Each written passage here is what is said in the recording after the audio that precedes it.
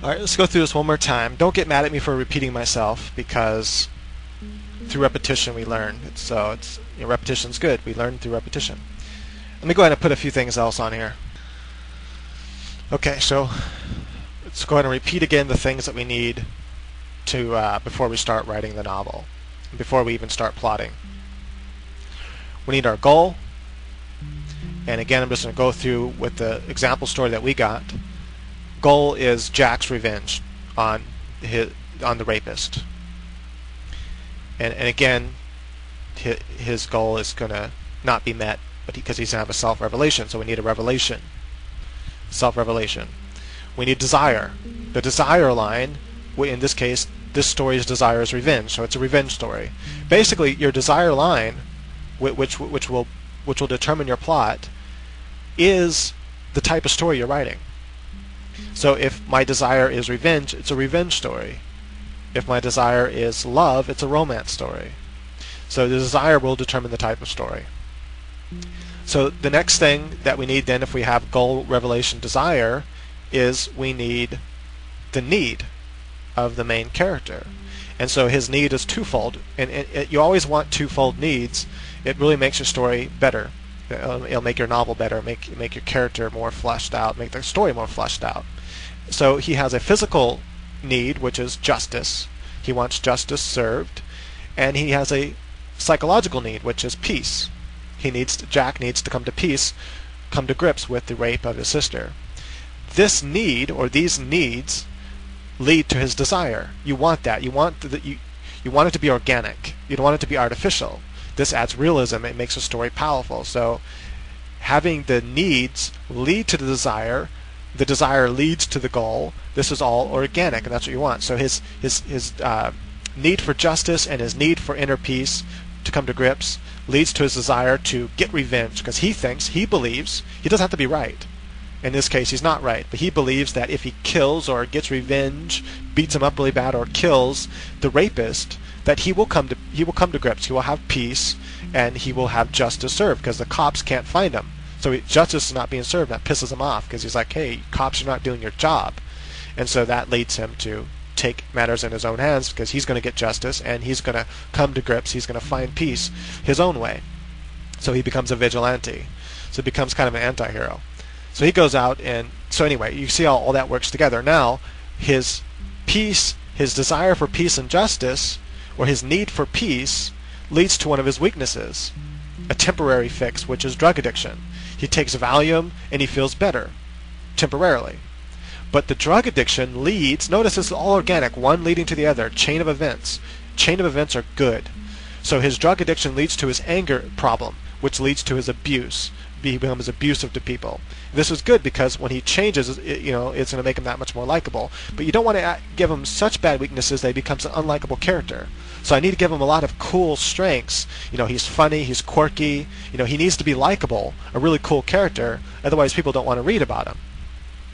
And so we need his other weaknesses and strengths. So one of the ones I give him is he's very determined. Other ones, he's going to be quirky, funny, kind, when he's not abusive. So he has a light and dark side, because you don't want him all good, because that's boring. And then he needs fears, or he doesn't need fears, but he needs other things to strengthen your character. You can give him fears, secrets, stuff like that. So in this case, one of his fears is heights, and he'll have to address that fear. He won't maybe won't overcome it, but he'll have to fight on a high building or something, and so he kind of addresses his fear. Not overcomes it, though, I don't think. I haven't decided yet. It doesn't really matter, but I just want a fear. Okay, I'm gonna kind of keep this down here every once in a while, if I can kind of see my time. Okay, so all this notice all this is organic. Everything is leading to the other thing. All of this is coming together. And then we need, obviously, our main character, which is Jack. It's good also to have allies, or an ally. This is someone that is going to help Jack, someone that's on Jack's side. Maybe it's a cop giving him information. Maybe it's an alien species that has underground information. He can have more than one ally. But allies are just people that help Jack. And some allies could also, the allies need goals. You need to give the allies goals as well, because they need a reason to help Jack. Maybe it's money. It doesn't really matter, but they need reasons to help Jack, and you need to show that reason. Otherwise, it's artificial. It needs to be organic. It needs to fit into the story organically. That one thing led to another, and he met this guy, and the guy's like, "Well, I want money, and then I'll tell you so and so and such." Maybe he has an affair with one of these beautiful alien ladies that has kind of bluish skin. I don't know. Maybe she looks like one of these Star Trek things or something, or anyway, I'm getting sidetracked. So you need fake. You don't need this, but it's cool. It adds more depth to your story. Either a fake ally opponent or a fake opponent ally. Either way. So a fake opponent is someone who the reader thinks is an opponent that's against Jack, but is actually for him. And then we realize that later in the story. You can also have a fake ally, someone we think is Jack's friend that's helping Jack, but actually is an opponent. Turns out to be a bad guy. But what we do need is opponents, or at least an opponent. And the opponent can be for or against Jack. The opponent can be a human being, or the opponent can be nature itself or something. In this case, it's Charlie at first, and then it turns out to be Bob. So he has two opponents. He might have other opponents too.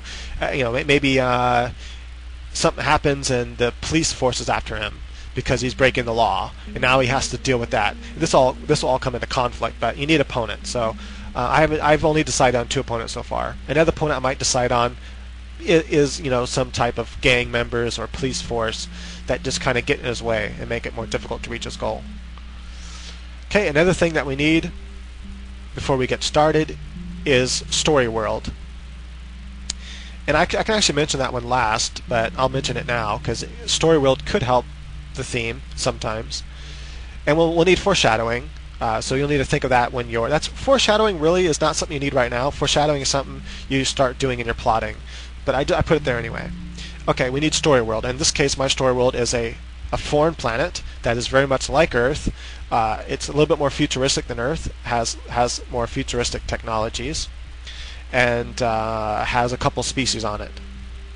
I haven't decided on the economics and all that. I need to work all that out, before I start writing. I should at least know as much about the planet as possible. So kind of how economy works, sociology works, and all that.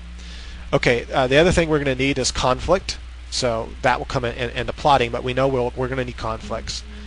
And we'll need a theme, because the theme is important.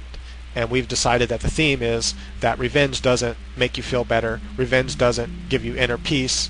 Another moral lesson is drugs don't give you inner peace, and that drugs lead to abuse. Drugs can make you a bad person. And so those are some of the moral lessons that I learned. But no, it's all organic. The theme naturally comes out of all of the things we've decided on, and the morals come out of the things we decided. It's all organic. None of it's artificial, and that's good. You want organic. Okay, so this is pretty much all we need as our story structure before we start. Now we can actually get started on plotting, and before we get started on plotting, we can actually do more character development, just decide a little bit more about Jack, give him more strengths and weaknesses if we wanted to, decide a little bit more about Bob, because Bob needs a reason to rape. So Bob also needs weaknesses and strengths, and Bob needs a desire, and his desire needs to be pretty much the same as the hero's desire, the goal.